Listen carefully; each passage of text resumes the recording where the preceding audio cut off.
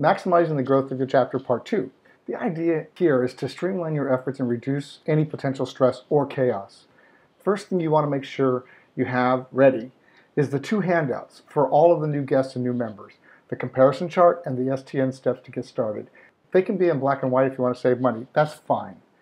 Whenever possible, you want to play the promotional video we use in the invites because we can't assume everyone has seen it, and the video itself tells more of the story of what Successful Thinkers Network offers to its members than anyone's going to have time to share. We even suggest you download the video on your computer so you don't have to worry about Wi-Fi access to play it. That's if you have access to a television monitor in the restaurant or if you bring a projector and a screen with sound. Every guest should be reminded to check their email for the invite, check their spam box for the invite just in case, join your chapter, invite new guests online, and bring guests to the upcoming meeting. When addressing the guests and members, remind them to complete the About section in their profile and upload their photo. You might want to consider this a heads up from me to you. In order to be in the Successful Thinkers Network business directory and to take advantage of some of the tools, the system will know if the member put their information in and uploaded their picture. We're a professional organization and it's difficult to refer business and certainly can't put someone in a business directory if they didn't fill out the About section. Everything the members need to learn is in the Help section with short video tutorials. As an ambassador, there is a category in the Help section called Ambassadors, with video tutorials to learn how to set up your chapter events, check in your members, guests, and a lot more. This is important for you to know. Only ambassadors who invite guests into his or her home chapter will have access to all the guest contact information. Where you'll find the contact information will be in your personal address book, as you can see here. You still want the registration document in case someone has forgotten their business cards, or if they are already a member, but they can't check themselves in because they haven't downloaded the app, or for whatever the reason is. By having the registration document there, you can speed up the line of attendees by letting them put their name down so you can check them in when the meeting starts, or when the line of attendees goes down. The reason you want to collect business cards is to ensure accuracy of their name, phone number, and email, because you can't trust anybody's handwriting. If at all possible, bring a laptop so during the event you can enter all the invitees into the Successful Thinkers Network site. And of course, this can also be done on your cell phone, but with the cell phone it'll be a little more cumbersome than using a keyboard to type with. If for some reason you do not have access to Wi-Fi, using your cell phone will keep things moving forward since any ambassador of that chapter with the app downloaded can invite the new guests through the cell phone on behalf of the other members. I just don't recommend trying to use the cell phone to invite the guests when there's a line of people. I'd also suggest you take the time to enter all the names and contact info on a Word document so you have less to do later.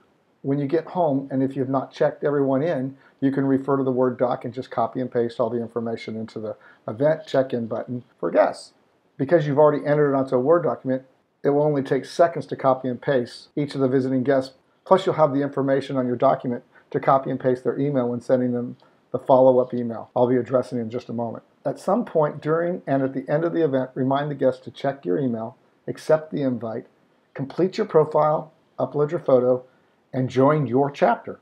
Also let the members and guests know you can join using your cell phone, or if you join using your computer, and what I mean is accept the invite using your computer, you can request to use your LinkedIn account so LinkedIn will pass your picture and your information over from LinkedIn to your Successful Thinkers Network profile page. It's important you know that they only can do it during the first attempt to accept the invite into Successful Thinkers Network. If they do not do it during the sign-in process on their computer, they will have to upload their picture and copy and paste their about information later.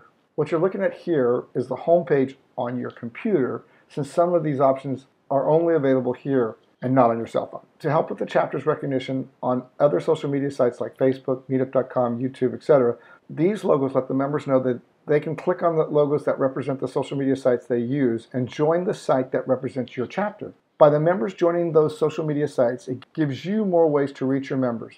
It also gives you a bigger database of members on those social media sites, encouraging other potential guests to check you out because they see a larger number of people on your Facebook or your Meetup or our YouTube channel. While at the event, you can encourage your audience to download the app in the iTunes Store for iPhones or the Play Store for the Androids so they can start using their cell phone right away. This image is what it looks like when you find the correct app to download by typing in these words in the search bar. You can type in capital S, capital T, capital N, Connect, or Successful Thinkers Network. To know if it's the correct app, you'll see the light bulb. In this image, on the left side, you see the join button.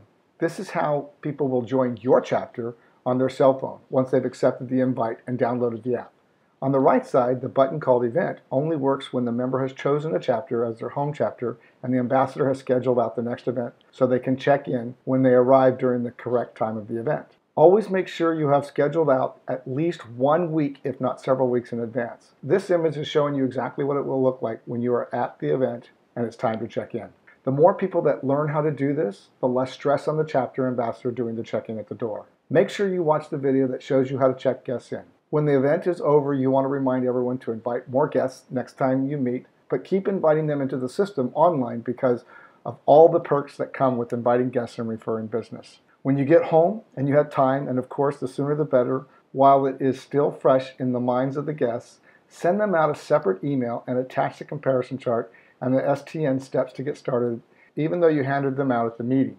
You want to make sure they have copies. When I'm going to send out emails, I create one email with the attached STN steps to get started and the comparison charts. So all I have to do is change the name and the email address so I can send out personalized emails to all the new attendees.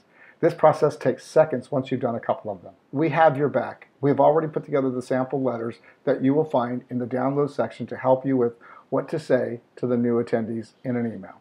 Assuming you entered everyone into the system and you didn't have time to type their information on a Word document, during the event, let me show you how simple it is to get access to everyone's information that attended that day.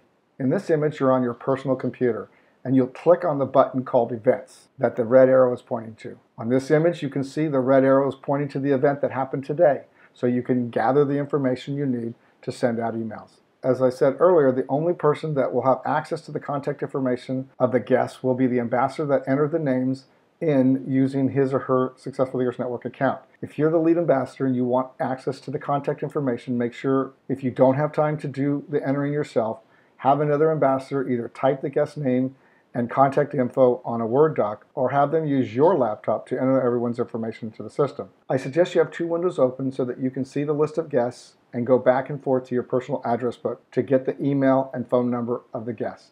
I also want to remind you that you cannot use this list for a private database. This will be a serious issue with Successful Thinkers Network. The very same reason we do not want the speakers to collect business cards so they can't spam the members is the same reason we have to ask the ambassadors not to spam our members on other topics. We have had numerous complaints over time about this issue.